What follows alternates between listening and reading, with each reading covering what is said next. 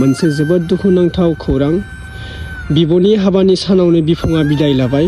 नंगौ लोगोफोर, हाबानि थाखाय बिफंआ खामानियाव ओंखारलांदोंमोन हाबानि माल माथा लायनो थाखाय। नाथाय न' फारसेथिं फैफिननो नागिरनायाव बिफंआ गारिनि जाब्रबथायजों जिउ खोमानानै लाबाय। बिब'नि हाबानि सानावनो बिफंआ बोरै बिदाय लाखो, मा जाहोनाव बोरै बेफोरबायदि जाखो, खैनानि न'खरनि दुखुजों लोगोसे गामिनि रायजो राजाफोरा गोबां दुखु फोरमायनाय नुनो मोनदों। स' नोंथांमोना भिडिअखौ जोबजासिम नायलांदो।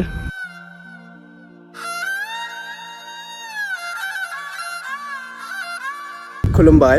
ओरैबायदि मोनसे बिखा खामग्लिनाय जाथाय। नंगौ लोगोफोर, उदालगुरिनि सिङाव थानाय रजागर होननाय मोनसे गामियाव न'खरसे गामि न'आवनो बिब'नि हाबा दंमोन लोगोफोर, बिदा फंबाय।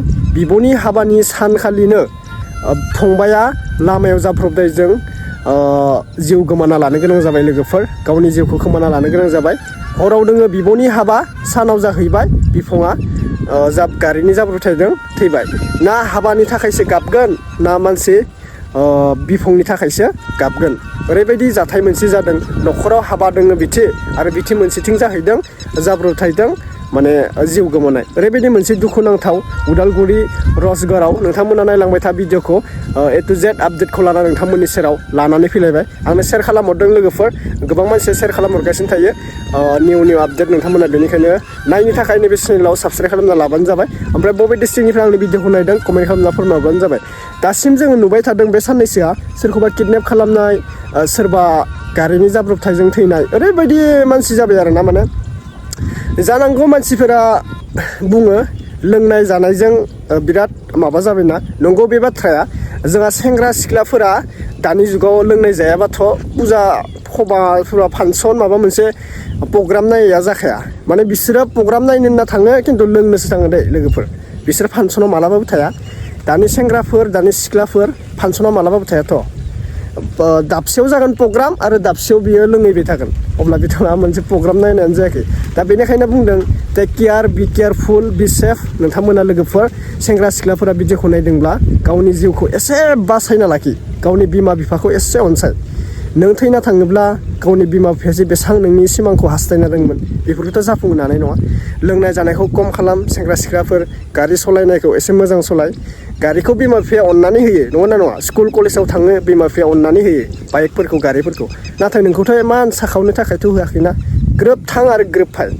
नोङो स्कुलाव थांदों मोजाङै थां, कलेजाव थांदों मोजाङै थां, नाथाय लोंनाय जानायखौ खम खालामथार दे लोगोफोर। आङोथ' मोनसे भिडिअ हरगासिनो दङ आंनो सासे ब्रादारा, बेखौबो आं होनाय जासिगोनसै खोमा र'। सासे मास्टारा ना, सासे टिचारा सासे स्टुडेन्टखौ बिरिनि सिक्रेट सोबनायनि थाखाय रायदोंमोन। दा बिखौ बिखाथि नायनानै जिदों सासे मास्टारखौ। एखेयानो जादोंला बयबो सेंग्राफोरा गारि लायो, बाइक लायो, थिगानो दोङो, मोजां सालायबानो जाबाय। आं बांद्राय बुङा, गाज्रि मोननो हागौ सेंग्रा सिख्लाफोरा। जोंखौ बेफोरबायदि जावबायलै आदाया बाइक सालायनो थाखाय जोंखौ बेफोरबायदि बुंबाय होननानै जावनो हागौ। दा गाज्रि मोननाङा, फंबाय बिदा बिनानावमोन, नोंसोरखौ मोजांनि थाखायसो बुंदों, नङा होनबा लोगोफोर? दा जोङो नायग्रोना लानोसै मेन टपिकआ जाहैबाय बियो दा खैनाया बिउस जाना दोङो दे लोगोफोर। माने बिउस जाना दोङो, गावनि फंबाया गारिजों माने माबा जाहैबाय, बेफोरबायदिनो खुन्दायनानै जिउ गोमानांबाय। दा खैनाया हाबासो जागोन ना मासो बिदि गाबगोनसो ना, ओरैबायदि दुखु मोनसे। माने इसोराबो खाफारफोराव मा मा लिरना हरो आरो ना।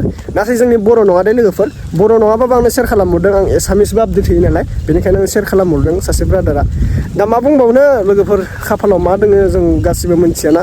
दिनै दोङो गाबोन गैया मानसिनि जिउ। दा जों आपडेटखौ नायग्रोना लानोसै आरो ना। दुखु मोनोलै भिडिअफोरखौ नुयोब्ला, मा बुंबावनो आरो। दे लोगोफोर, बयनिसिमबो फिन खेब बरायहरबाय। ओमफ्राय बबे बबे डिस्ट्रिक्टनिफ्राय आंनि भिडिअखौ नायदों दिनैबो फोरमायहरलायदो। थ' थेंक इउ स' माच। क'क्राझार, उदालगुरि, चिरां, बाक्सा, तामुलपुर, रङिया, राङापारा, बङाइगाव, गसाइगाव, बिजनि, चिरां तिरां, बाक्सा गासैखौबो फिन खेब बरायहरबाय दे लोगोफोर। थ' नोंथांमोना भिडिअखौ नायबाय थानायनि थाखाय थेंक इउ स' माच। माबायदि साबायखर बावगोन नोंथांमोनखौ दै। थाबैनो 2 लाख साबस्क्राइब खालामना होबानो जाबाय नैबे मेन चेनेलाव दे लोगोफोर। दे शेयार खालाम, जाहाथे जोंनि फंबाय बिदा बिनानाव मोना गारिफोरखौ मोजां सालायलाबायो, लोंनाय जानायखौ खम खालामलाबायो दै। शेयार खालाम बेनिखायनो भिडिअखौ। मोजां मोनोबा लाइक খালামনা होबानो যাবে मोनसे দে ইতিমধ্যে আমাৰ মাজত নাই।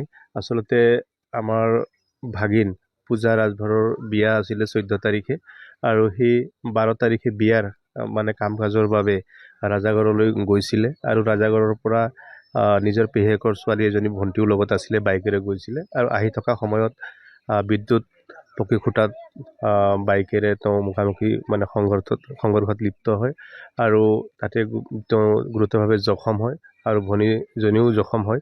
যদিও আমি তাৎক্ষণিকভাৱে আমি গুৱাহাটীলৈ প্ৰেৰণ কৰোঁ চিকিৎসাৰ বাবে, কিন্তু 14 তাৰিখে বিয়া আছিলে পূজা ৰাজভৰৰ আৰু ঠিক সেই 8 বজাত আমাৰ দুখৰ খবৰটো আহিল, আমাৰ মাজত সুদামা ৰাজভৰ নাই। ইফালে চিতাৰ জুই, এফালে হোম যজ্ঞ।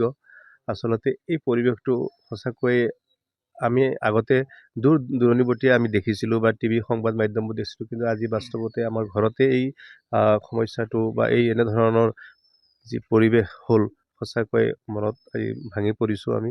লগতে গোটেই গাঁওবাসীয়ে ইতিমধ্যে দেখিছে, সকলোৱে আহি সুখত চাহ পৰিছে, সকলোৱে মানে চকু টুকিছে।